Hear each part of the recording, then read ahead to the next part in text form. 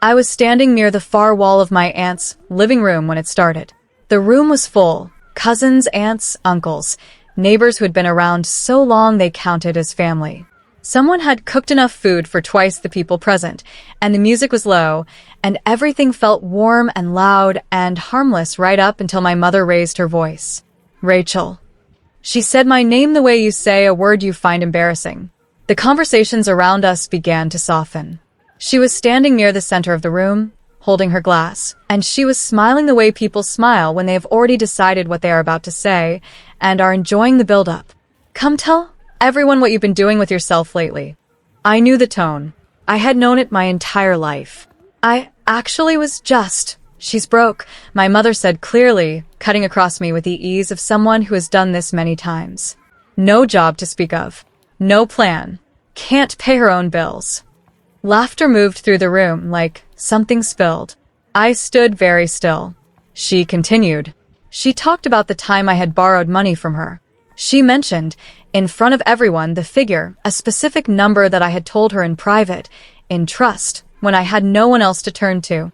The laughter did not stop.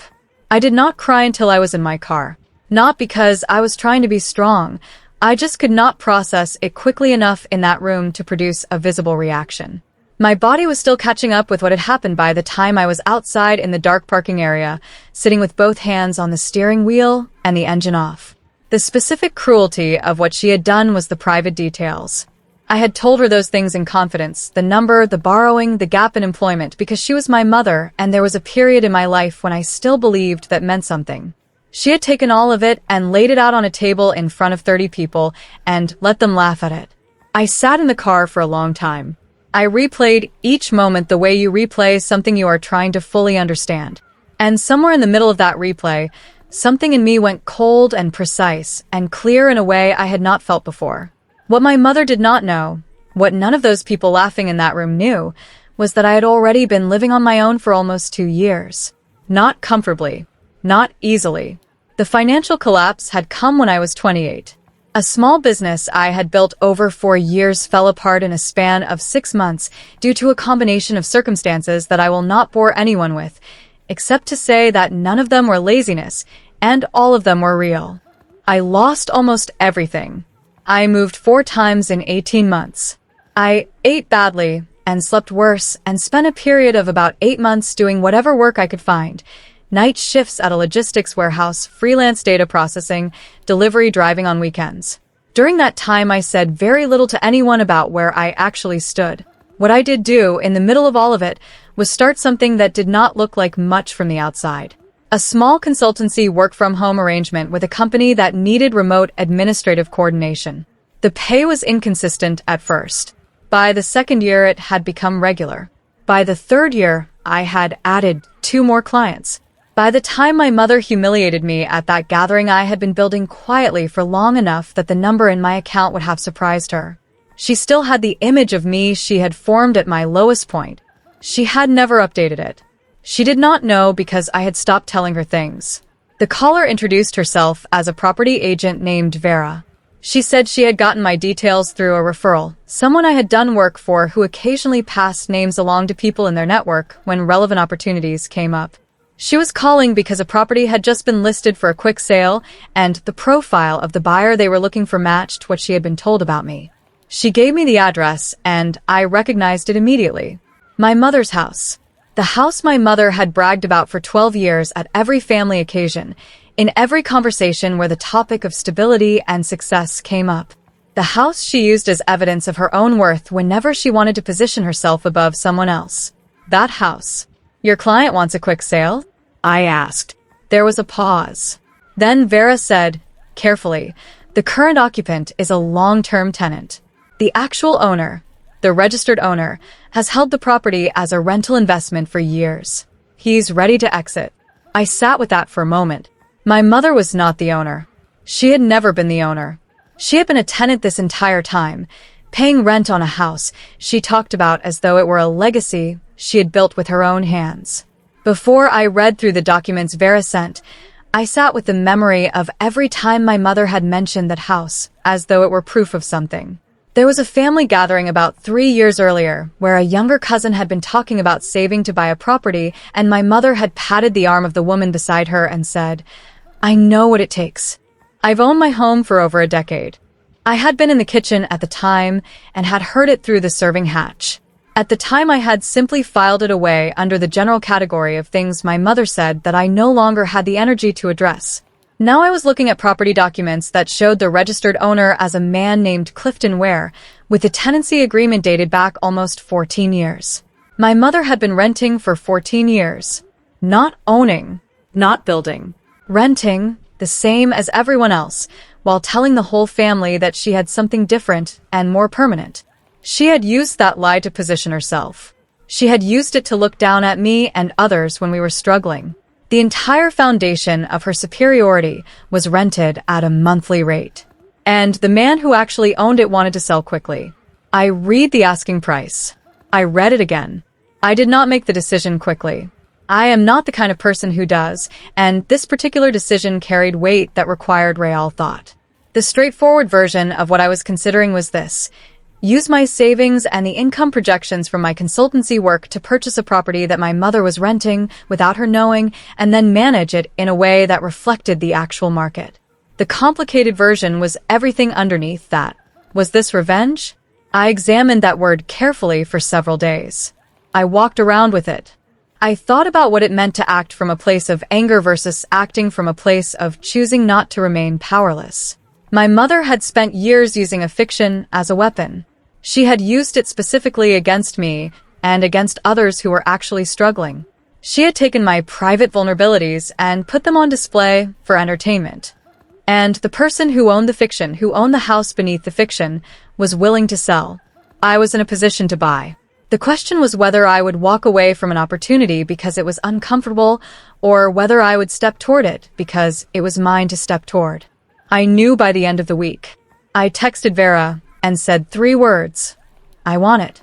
She replied within 10 minutes. Vera was professional and thorough, and she asked exactly the right questions without once asking the wrong ones. I explained that I required complete anonymity, that the purchase be made through a holding structure that put a management company's name on all correspondence and kept my identity entirely removed from any documentation that the tenant would ever see. Vera said she had handled similar arrangements before and that it was not uncommon for investors who wanted to avoid complications. I told her there was a specific complication I was avoiding and left it at that. The numbers worked, but only just. I had to move everything I had saved over 3 years, release the 2 client retainers I had been holding in reserve, and take a bridging arrangement that I was not entirely comfortable with for about 60 days. It was the most risk I had taken since the business collapsed. There was a period of about 48 hours where I sat with the possibility of it not going through, of losing the bid, of having taken this step and ended up with nothing to show for it. That possibility did not feel good. But it also did not feel as bad as standing in a room while 30 people laughed at me and the person who had handed them the punchline was my own mother. I sent the offer. Then I waited. Vera called on a Thursday morning while I was in the middle of a work call. I excused myself, moved to the hallway outside my apartment door, and answered. "The offer has been accepted," she said. Her tone was warm in the professional way of someone delivering good news they are genuinely pleased to deliver. "The seller wants to complete within 45 days. That's tight, but achievable given your documentation." I said thank you, ended the call, and stood in the hallway for a moment. I am not a person who cries easily or often, but standing in that corridor with my phone in my hand, I felt something move through me that took a moment to identify. It was not happiness exactly. It was something more structural than happiness, the feeling of a foundation being poured somewhere beneath everything else. I went back inside and finished my work call. Afterward, I made myself a cup of tea and sat at my kitchen table and looked at the wall for a while. In approximately 45 days, I was going to own the house my mother bragged about. She would still be living in it. She would not know.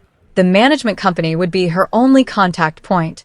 The rent would begin adjusting to market rate during the standard review period that Vera had confirmed was written into the tenancy agreement. I had not done anything wrong. Completion happened on a quiet Tuesday. I signed the final documents in Vera's office using the holding company name I had set up 6 weeks earlier, a small administrative vehicle that existed on paper and had one purpose. Vera confirmed that the property management team, a firm called Hartley and Associates, would handle all communication with the tenant going forward. Neither Hartley nor the tenant would have any information about me. As far as the world was concerned, the new owner of the property was an investment vehicle that had acquired the asset as part of a portfolio. Vera shook my hand before I left. She looked at me with the expression of someone who understood more of the situation than she had been told, and she said, "I hope the investment performs well for you." I thanked her and left. On the way home, I drove past the property. I did not stop. I did not slow down particularly.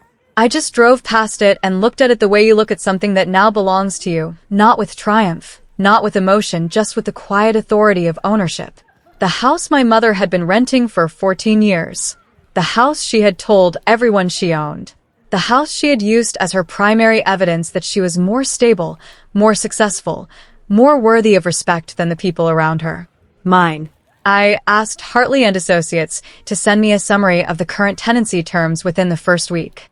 The monthly rent my mother had been paying was significantly below what the property would command on the open market. The previous owner had been a passive landlord who had not updated rates in years.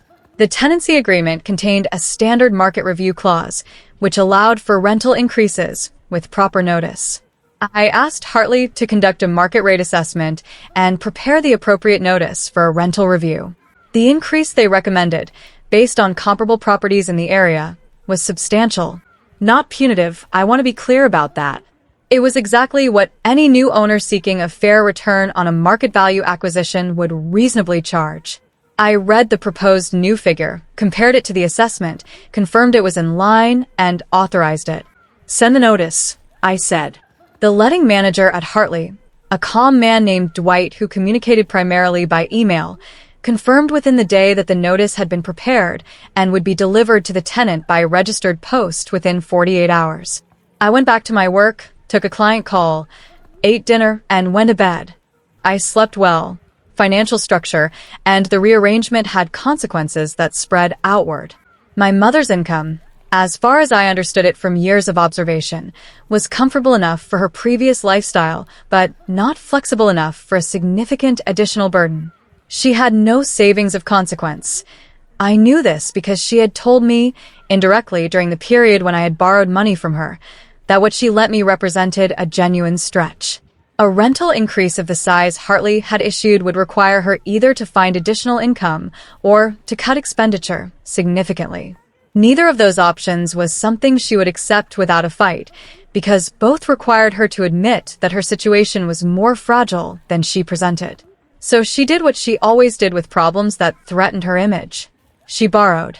Priya told me, a few weeks later, that my mother had asked 2 relatives for loans.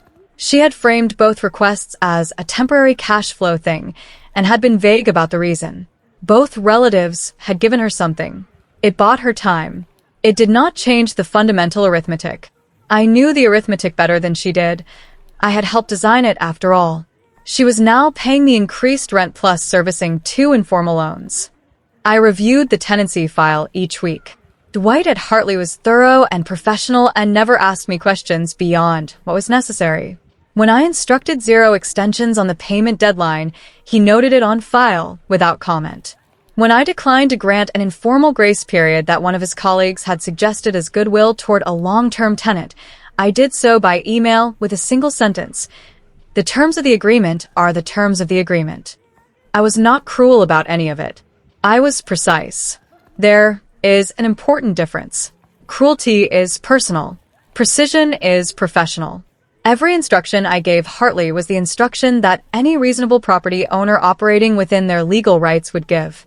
I was simply not extending courtesies that I had no obligation to extend to a tenant who had no knowledge of who I was. Dwight sent me a brief note at one point saying that the tenant had requested a call to discuss the management of the property and had been asking questions about the identity of the new owner. He asked how I wanted him to handle it. I replied, "Confirm only that the property is now under new ownership and that all tenancy matters will be handled through Hartley. No further details to be shared." He confirmed. I moved on with my day.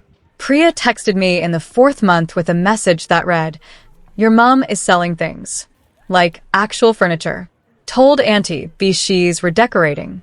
I read the message twice and then set my phone face down on the desk and finished the work I was doing. I thought about what redecorating meant as a cover story for selling items you needed money for, and I thought about the specific humiliation of having to construct a lie about your own furniture. I thought about standing in that room at my aunt's gathering while 30 people laughed at me for being broke. I thought about the private number my mother had said aloud. I sat with all of that for a moment, and then I turned my phone back over and texted Priya back. "Thanks for telling me." Then I went back to work. The next family gathering had been announced for the following month, a birthday celebration for my Uncle Kwame, who was turning 60. My mother would be there. The whole family would be there. I had already decided I would go, not to start anything, not because I wanted to watch anything happen, but because timing matters, and I had spent long enough waiting for the right moment that I had developed a certain respect for it. The next payment was due in 12 days. The payment did not come. Not on the due date. Not within the 3-day grace allowance that Hartley applied as standard practice. On day 4, Dwight sent me his routine notification. The tenant had missed a payment. Under the terms of the agreement and the prior notices that had been issued, the formal default process was now triggered. He outlined the steps. I read through them and replied with a brief confirmation. Proceed. The formal default notice went out the same day by registered post. I was in a coffee shop doing remote work when Dwight's confirmation email arrived in my inbox. I read it, put my phone in my pocket, and ordered another coffee. The process was entirely ordinary. A tenant had missed a payment. A landlord had been notified. The agreed procedures were being followed. The fact that the tenant was my mother and that I was the landlord and that neither she nor anyone else knew this did not change any part of the process. That was the point. The process did not care about our relationship. The paperwork did not ask about our history. The registered post containing the default notice traveled to that address with the same indifference it would have carried to any address. I finished my coffee. I called a client. I had a productive afternoon. That evening, Priya texted again. "Something's going on with your mom." My mother called Hartley directly. Dwight relayed the substance of the call to me in his characteristic brief way. The tenant had spoken with a member of his team, had requested an extension on the overdue amount, had described the situation as temporary and resolvable. She had, according to his note, also asked again about the identity of the owner. The team member had politely declined to share that information. When Dwight asked how I wanted to respond to the extension request, I replied, "Decline it. Reference the terms of the agreement." He confirmed and sent the response. I received his confirmation and then sat for a moment thinking about what it meant to hear, "Who is this owner?" and understand, without any irony, that the person being asked was sitting in a quiet apartment having taken the question through 2 layers of professional intermediary. She did not know. She had no reason to suspect. The person she had publicly described as broke, directionless, and unable to manage money had, by then, purchased her home, managed the process without a single error, and was now receiving confirmation that her request for leniency had been declined by his authorized representatives. The gap between her image of me and the actual situation was almost too large to fully hold in the mind at once. I held it anyway. The next few weeks were a slow unwinding. Priya kept me loosely informed without knowing she was filling in gaps I was following professionally through Dwight. 2 more informal loans from relatives. A missed credit card payment that had apparently caused a quiet problem she had tried to contain. The selling of more items, now less easily disguised as redecorating. Through all of it, she maintained the exterior version of herself, the composed, together, accomplished woman who had raised her children, owned her home, and could afford to comment freely on the choices of others. She came to the school fundraiser that one of my cousins had organized and was described to me by Priya as having been very herself, meaning present, opinionated, directing conversations, performing the confidence that had always been her default setting. I thought about what it cost to perform that well when the actual situation looked the way it looked. It was its own kind of skill, I suppose. Not one I admired, but I recognized it. The performance required believing, at some level, that the performance was sustainable. My mother had always been very good at believing the things she needed to believe. The announcement about Uncle Kwame's birthday gathering came through the family group chat 3 weeks before the event. I replied with a simple "I'll be there." I saw my mother's reply 2 messages below mine. She had written, "Wonderful. I spent the week before the gathering doing ordinary things. I worked. I cooked. I called Priya once to confirm the logistics of the event. I reviewed the Hartley file and noted that the eviction process, which had been triggered by the formal default, was now at the stage where a final notice had been issued giving the tenant a specific number of days to vacate or pay the outstanding total in full. The total, by now, included the overdue rent, accumulated late fees, and the administrative costs of the formal process. It was a figure she could not simply produce. I had known that for weeks. The eviction was not a possibility anymore, it was a timeline. I sat with that for a bit on the Thursday before the Saturday gathering. I thought about whether to go at all. I thought about what I was hoping to gain from being in that room, and I was honest with myself about it. I was not going to cause a scene. I was not going to walk in and announce anything. I had decided, some time earlier, to let events unfold according to their own momentum. If the gathering was uneventful, I would leave having eaten some food and seen my uncle, and that would be that. If my mother did what she had done before, I would handle it the way I had decided to handle it. The gathering was at the same aunt's house as the previous one. Same warm, full room. Same combination of actual relatives and long-term family friends. Uncle Kwame was in excellent spirits, and the food was excellent, and the whole thing had an ease to it that made me think, arriving, that the evening might simply be a pleasant family occasion with no additional texture. I found a spot near the windows and spent the first 20 minutes in conversation with a cousin I had not seen in some time and who had no interest in drama or dynamics, which was a relief. I had been there for perhaps 40 minutes before I noticed my mother arrive. She came in through the side door with the particular energy of someone who has decided their entrance is an event. She was dressed well, too carefully for a family birthday, in the way of someone who wants their appearance to do work. I watched her greet people and move through the room. She had the ease of performance. She had always been very good at this part. Nobody looking at her in that moment would have known. She spotted me near the windows. Our eyes met for a moment, and she gave me the kind of nod you give someone you have decided not to fully acknowledge, and then she moved on. I turned back to my cousin and continued the conversation. She found an opening about an hour into the evening. I had moved to the edge of a larger conversation, 7 or 8 people, including 3 of the relatives she had borrowed money from, which she did not seem to have accounted for when she chose her position. She stepped into the group with the ease of someone who has always assumed their arrival is welcome. For a few minutes it was ordinary. She spoke about Uncle Kwame, about the food, about an event she had attended recently. And then, with the same ease and the same smile, she looked at me. "Rachel, still doing your little freelance thing?" Several people turned. The tone was familiar, warm on the surface, with something sharper underneath that the surface was designed to hide. "Still at it," I said. My voice was completely level. She tilted her head slightly. "Any progress? Last I heard things were still quite difficult for you. Financially, I mean." A small, gentle, sympathetic smile. 2 people near me shifted slightly. I felt the room calibrate in the way rooms do when they sense a dynamic is establishing itself. I recognized the architecture of what she was doing. She was doing exactly what she had done before, using a family gathering as a stage, using my history as material, using the smile as a shield against being called on it. The stepping aside was deliberate. I did not storm out. I did not make it dramatic.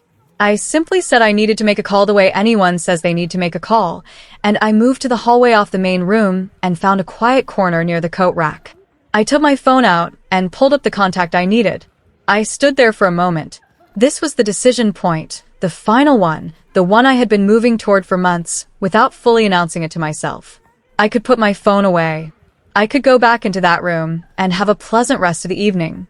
I could leave the eviction process to continue without any action on my part tonight, which it would anyway, and simply allow the situation to resolve on its professional timeline. My mother would still lose the house. The process was already in motion. But there was a difference between the eviction happening on its standard timeline and it happening tonight. I thought about the number she had said aloud at the previous gathering. I thought about the sound of 30 people laughing. I thought about sitting in my car afterward with both hands on the steering wheel and the engine off, deciding what kind of person I was going to be about this. I had decided. I had spent months deciding, actually.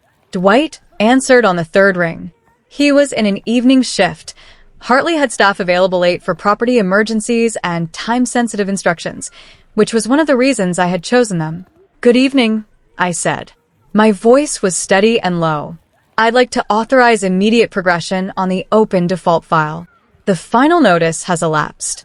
Please proceed with the formal eviction documentation and arrange for the notice to be delivered tonight if at all possible. If tonight isn't workable, first thing tomorrow morning." Dwight asked me to confirm the property address, which I did. He confirmed the current status of the file, final notice elapsed, documentation prepared and ready to dispatch, compliant with all legal requirements. He said the process server they used for same-evening delivery was available.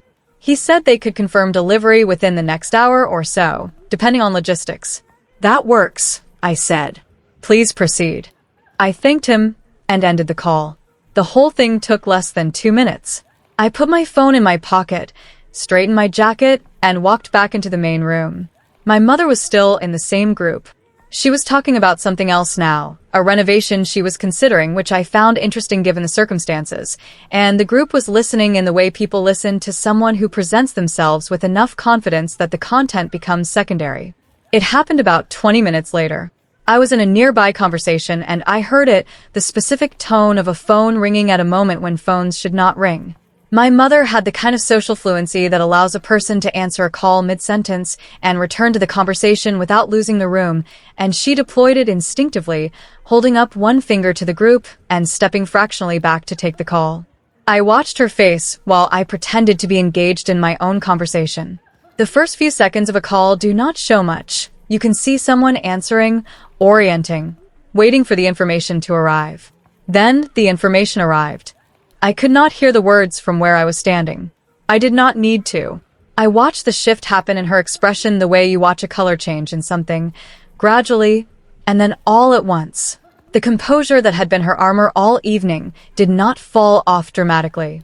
It simply stopped working. She went still in the specific way of someone who has just been told something they were not prepared for, and is attempting with everything they have to keep that fact off their face. The group she had been performing for noticed the change before they understood it. Conversations around them softened. She ended the call and turned back.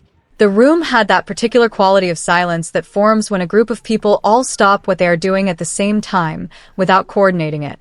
My mother looked around and said something brief and dismissive, the kind of thing you say when you're trying to signal that whatever happened is minor and manageable and not worth the attention it is receiving.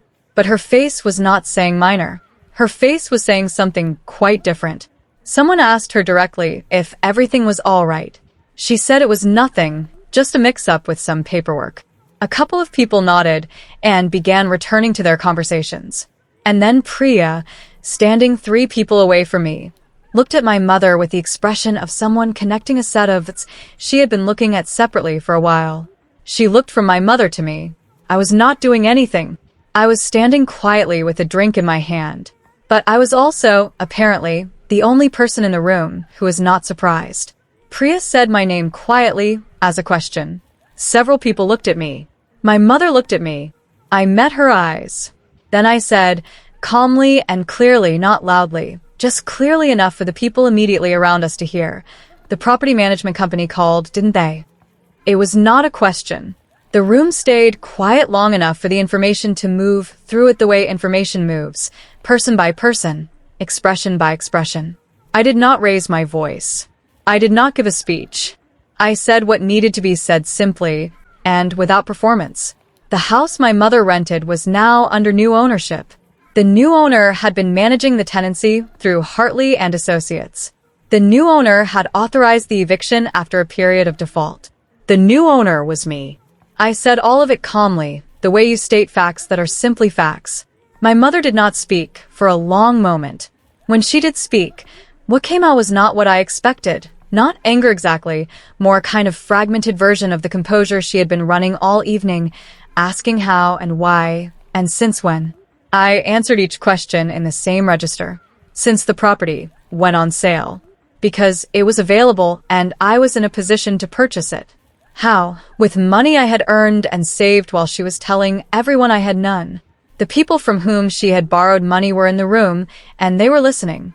Uncle Kwame was in the room, and he was listening. The same relatives who had laughed at the previous gathering were in the room. None of them were laughing now.